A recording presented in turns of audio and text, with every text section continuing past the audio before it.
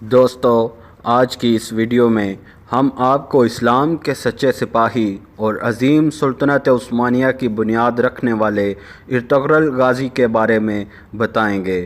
آپ کو یہ بھی بتائیں گے کہ ترکش ڈرامے ارطغرل میں ایسی کون سی خاص بات ہے جس کی وجہ سے عمران خان نے قوم کو یہ ڈرامہ دیکھنے اور پی ٹی وی کو اس ڈرامے کی اردو ڈبنگ کرنے کا کہا ہے۔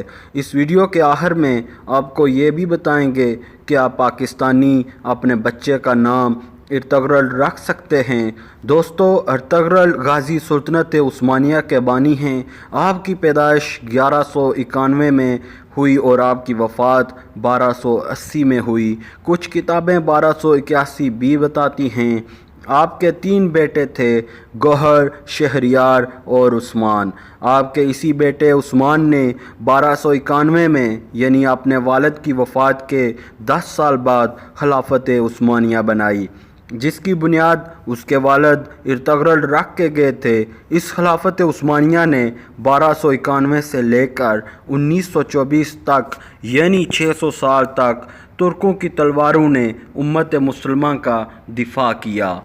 ارطغرل غازی کا خاندان وسطی ایشیا میں سے یہاں آیا تھا۔ ان کے جد امجد اوغوز خان کے 12 بیٹے تھے۔ یہ 12 قبیلے بنے، جن میں سے ایک کائی قبیلہ تھا۔ ارطغرل غازی کا تعلق بھی کائی قبیلے سے تھا۔ آپ کے والد کا نام سلیمان شاہ تھا۔ ارطغرل غازی کے 3 اور بھائی تھے، سارم، ذوالجنا اور گلادارو۔ آپ کی والدہ کا نام ہائمہ تھا۔ آپ کا قبیلہ سب سے پہلے وسطی ایشیا سے ایران اور پھر ایران سے انطولیہ آئے تھے، منگولوں کی یلغار سے بچنے کے لیے، جہاں سلطان علاء الدین جو سلجوق سلطنت کے سلطان تھے، اسی سلطان کے سائے تلے یہ 12 قبیلے رہتے تھے اور کائی قبیلے کے چیف ارطغرل بنے۔ تاریخ میں ارطغرل غازی جیسے جنگجو بہت کم ملتے ہیں، لیکن ہماری نسل ان کو جانتی نہیں۔ بہت بہادر جنگجو تھے آپ۔ تاریخ اٹھا لیں، اگر کوئی اسلام کی خدمت کر رہا ہے تو اس کا کوئی روحانی پہلو بھی ضرور ہوگا۔ اس جنگجو ارطغرل کے پیچھے اللہ پاک نے اور حضور صلی اللہ علیہ وسلم کے فیضان سے جس کی ڈیوٹی لگائی گئی تھی، وہ شیخ محی الدین ابن العربی تھے، جو اندلس سے ارطغرل کی روحانی مدد کو پہنچے تھے۔ دوستو، اب آپ کو بتاتے ہیں کہ یہ ارطغرل ڈرامہ اصل میں ہے کیا اور عمران خان اس کو کیوں اتنا پسند کرتے ہیں۔ ارطغرل فقط ایک ڈرامہ نہیں ہے، بلکہ ایک سحر ہے جو محصور کر دیتا ہے۔ یہ ایک طلسم ہے جو جکڑ لیتا ہے۔ مغرب کے ہر قلعے کو پاش پاش کر دینے والا جان باز سپاہی ہے۔ مغرب اس سے کتنا پریشان ہے، اس کا اندازہ اس بات سے لگایا جا سکتا ہے کہ نیو یارک ٹائم میں اسے ترکی کا سافٹ ایٹم بم قرار دیا گیا ہے۔ کہا گیا ہے کہ اردوان اس کے ذریعے نوجوان نسل کو ورگلا رہا ہے اور انہیں عظیم اسلامی سلطنت کے دلکش خواب دکھا رہا ہے۔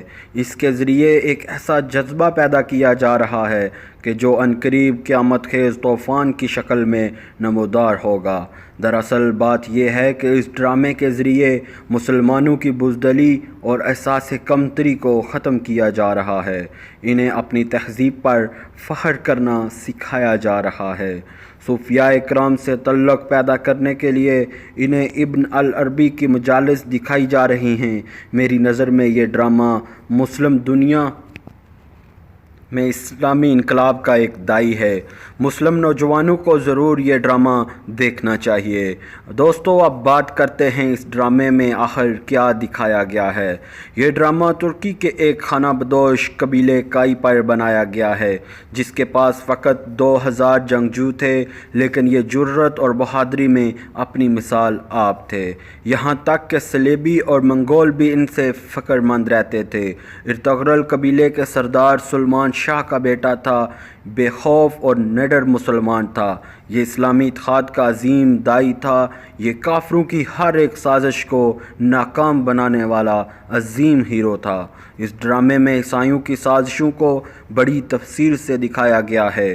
عالم اسلام کی نااتفاقی بھی بڑی ایمانداری سے دکھائی گئی ہے۔ مسلمانوں میں چھپے غداروں کو بھی بڑے احسن طریقے سے دکھایا گیا ہے۔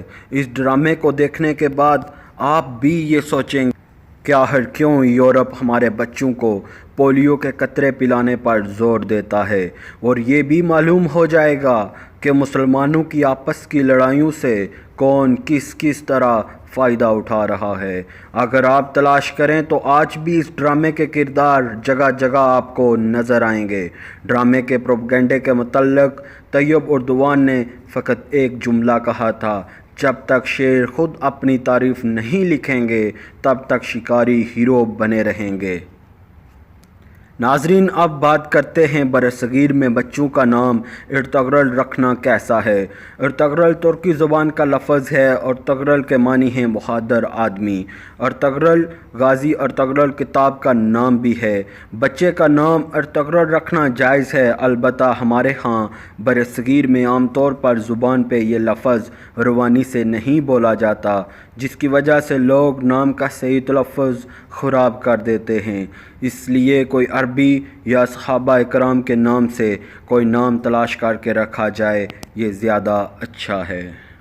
اگر آپ کو یہ ویڈیو پسند آئے تو اپنا رائے ضرور دیجیے گا، اور ویڈیو کو لائک اور شیئر ضرور کیجیے گا۔ اپنی دعاؤں میں یاد رکھیے گا۔ اللہ حافظ۔